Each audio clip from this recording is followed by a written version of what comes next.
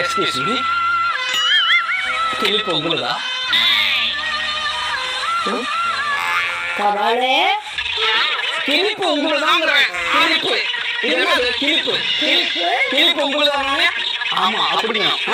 போகலாம் போகாது.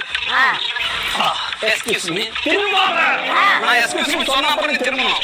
சரி. தப்பு எடுத்துக்கலைன்னா உங்க பேர் என்னங்க? லட்சுமி. லதா. லதா.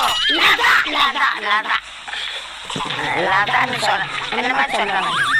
தப்பு எடுத்துக்கலைன்னா உங்க பேர் என்னன்னு நான் தெரிஞ்சுக்கலாமா? லதா. எது?